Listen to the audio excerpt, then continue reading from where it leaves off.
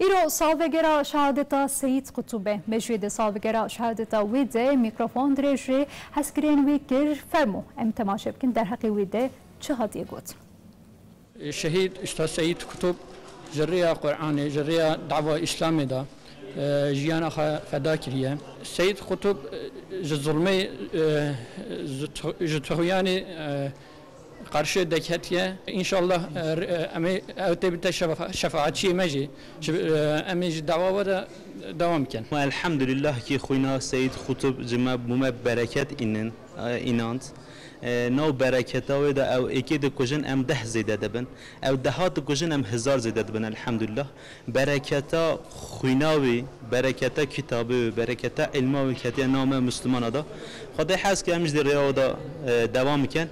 Rabbim beşeriyete şahitsiz, ümmeti de şehitsiz bırakmasın. Xwedê mirovahiye bê şahîd û ümmetê jî bê şehîd nehêle.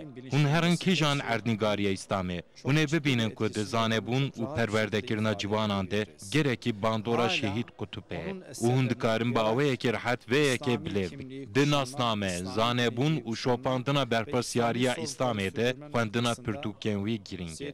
Seyid Qutb bi tenê ne şexsek e, ew ekolek e, ew dibistanek e. Divê em vê keş bir nekin. İslam'ın yüreklerde yankı bulması, Jibo İslamiyet disa de dilan de denk bede u disa civatê mirîve jîne. Ez de her fırsat û vesîleyê de van çar dilopan tînimsime.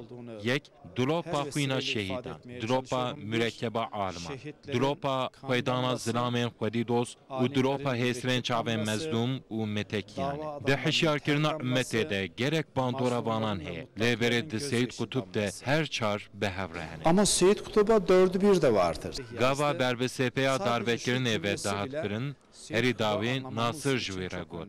Ger lêborînê ji min bixwaze ez ê wî efû bikim. Lêberê wî wiha got. Ger ez li ser ya heq bim, kesê li ser ya heq ji yê batil lêborînê naxwaze. Ger ez bi biryara yekî batil werim darvekirin jî ez nebûme yekî ku ji yekî batil ve lêborînê bixwazim. Bivê gotina xwe ve sekneke bi rûmet nîşan dabû ji bo vê peyama navnetê wê bê wêrekiyeke mezin jiyana xwe ji çav derxistibû û nivîsa ku bi pênûsa xwe nivîsîbû bi xwîna xwe jî îmze kirbû û ji bo nestên nû şehadeteke wiha pêşkêş kirbû. Böyle bir şahitliği sunmuştur.